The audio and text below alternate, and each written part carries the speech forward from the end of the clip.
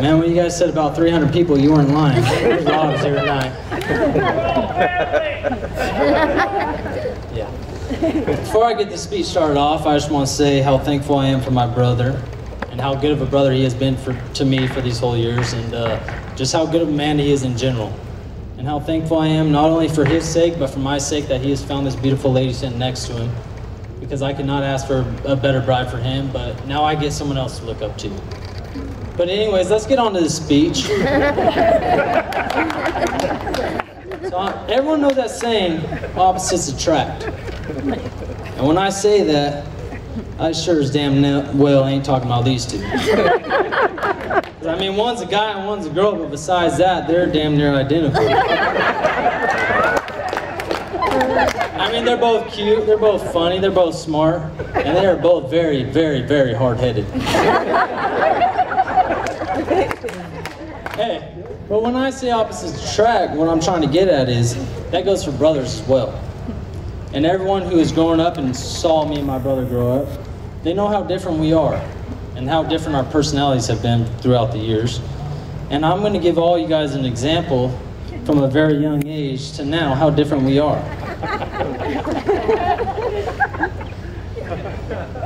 Damn, I can get used to this. This is fun. I thought it was going to be hard, but this is fun stuff.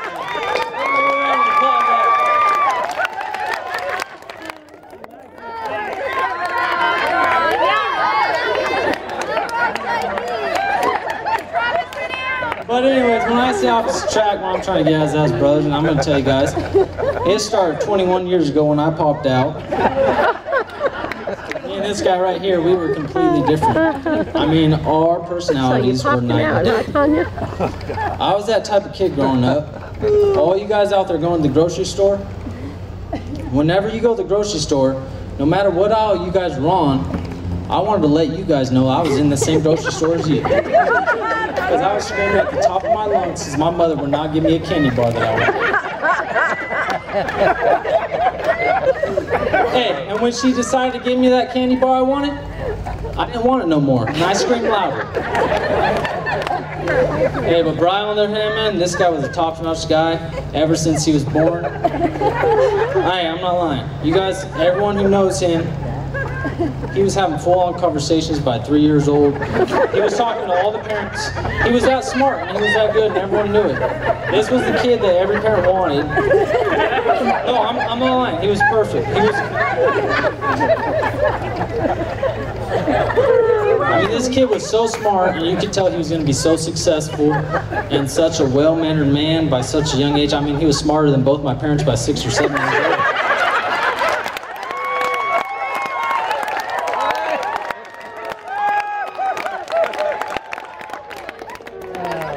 I know that ain't saying much because it's my parents, but I mean, 6 or 7 years old, that's pretty damn good, I'll tell you. Oh, God. Sorry, Mom and Dad, you guys know I love you guys. You're Hey, I don't want to get off this stage. This is pretty damn fun. Hey, you look good doing it. No, you can tell at a very young age, this guy, he was top-notch. My parents had a hard time raising me because I was just that cranky old kid, but Brian, you knew at a very young age he was smart and he was going to go on the right path and be a very successful young man, and that's exactly what he's did to this day. And but we've had our differences throughout the years, you know. And I played on a baseball team for a while, and my parents would always have the other parents over, and we'd have the family over, and we'd have everyone. And you'd catch me hanging out with the guys and the boys and the dads and all that stuff. But Brian, on the other hand, he liked hanging out with the ladies. He liked hanging out with the moms. He liked to get up in all that gossip and drama that girls talk about.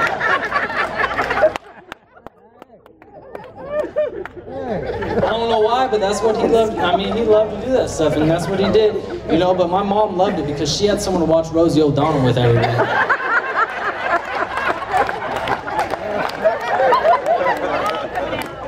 That's the only thing. I wanted one embarrassing story, and that's about the only thing I had for Brian and I, is that he watched TV with my mom growing up. And you know, if he's watching TV with my mom, he's either watching Rosie O'Donnell or Days of Our Lives.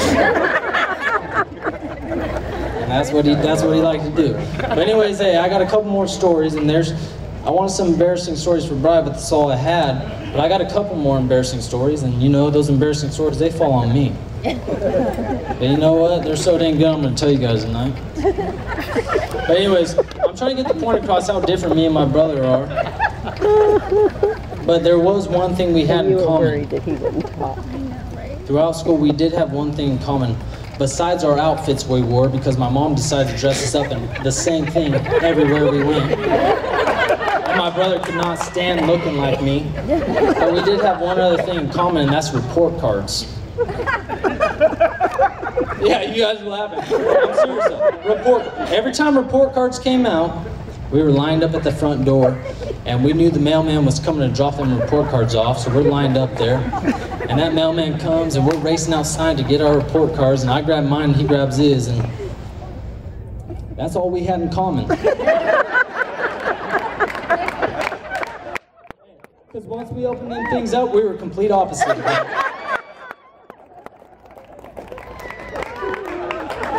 Bry's was going up on the fridge to show off, and I was thrown in the junk drawer again.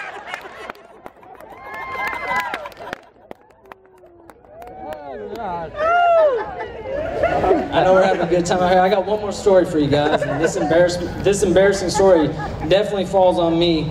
And by the end of the story, you're gonna be like, why the hell did you tell me this story? But what I'm trying to get at is how different me and my brother are, and how different our personalities are. But anyways, we go to Vegas for his bachelor party. Show me the money! All right? Show me the money! I know some of you guys already know this story. Let's keep it to ourselves for a second. Let me tell you that. But anyways, I know what happens in Vegas stays in Vegas. Yes. Yes. But I thought this story was so damn good, I'll bring it on home to you guys. So anyways, we go to Vegas, and on our way to Vegas, we thought we were the Hangover. If you're not familiar with The Hangover, that's about a group of guys going to Vegas for their bachelor party and having a good old time. And we thought we had the perfect group of guys here to fit the characters that are in The Hangover. So you know, I was Phil, of course. Phil puts on the bachelor party. He's the best man. He's the good-looking one of the group. Bri was Doug in the movie, you know, Doug's getting married, so Bri had to be Doug. And we had our Stu or whatever. Stu's in the movie, you know. And then, you can't go to Vegas and think you're the Hangover if you don't have two certain characters. And those two characters are Alan and Chow. And Alan and Chow are not up here with us tonight. They are attending this wedding, and they did attend Vegas with us, and they're sitting right over here at this beautiful table. That's Alan and Chow.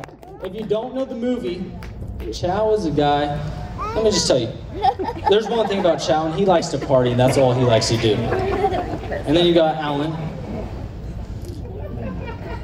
Alan is a different type of cat. He likes to party as well, but if you're with him, you're probably going to get yourself into some trouble. But anyways, we're heading to Vegas for Bri's bachelor party, and we thought we were the Hangover, and we're going down there, and, you know, we thought we had the perfect guys, and I think maybe we did have the perfect set of guys. Anyways, we hang down there, and we have a good couple first nights, and it's finally our last night in Vegas, and we decided, you know, let's just all go out as a group and just walk the Las Vegas Strip. So that's exactly what we do, and we're having a good time. And you know, growing up, Bri's always looked out for me as an older brother. He's always looked out for me, and he's always put me on the right path and all that stuff. But I guess this bachelor party, I mean, it's his bachelor party, and I completely understand now, but I guess all bets were off. He wasn't looking out for me anymore.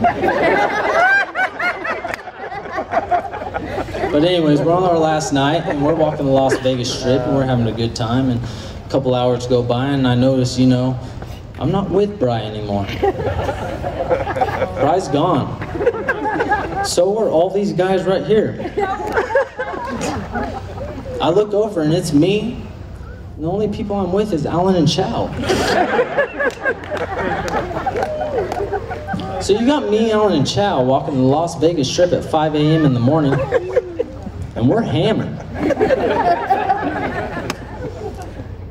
let me just skip to the end of the story for you guys. It's about 10 a.m. now, and we're waking up, and we're telling Bri and the rest of the guys how we got a souvenir, and we got this souvenir, and it's perfect for his bachelor party, and we will never forget what happened this weekend on his bachelor party.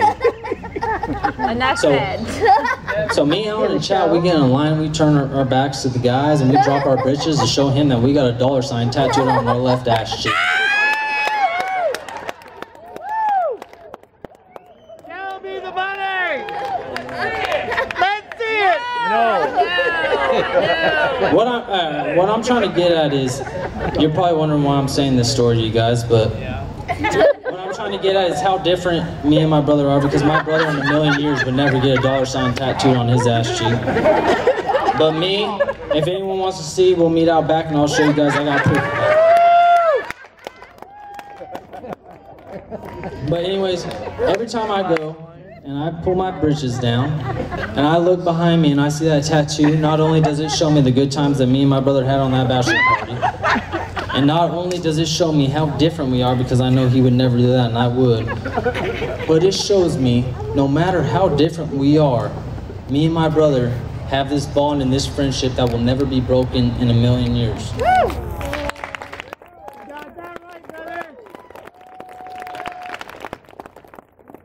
Every time I drop my britches, that thing is there for the rest of my life. And so is our friendship and our bond. And I will know that. All seriousness though, I will know forever that we have this bond, we have this friendship that will never be broken. And I could not be more proud of my brother, of how successful he is. And I cannot have anyone better to look up to than this guy right here. And I cannot be more proud that he has found this beautiful bride sitting next to him, not only for him. Jackie, give it up. Give it up, this beautiful bride. Not only can I be more thankful for him that he has found this girl, and I don't know how he did it, but he did it. I can't be more thankful for him, but I can't be more thankful for myself, because now I have the best sister in the world and another great person to look up to for the rest of my life.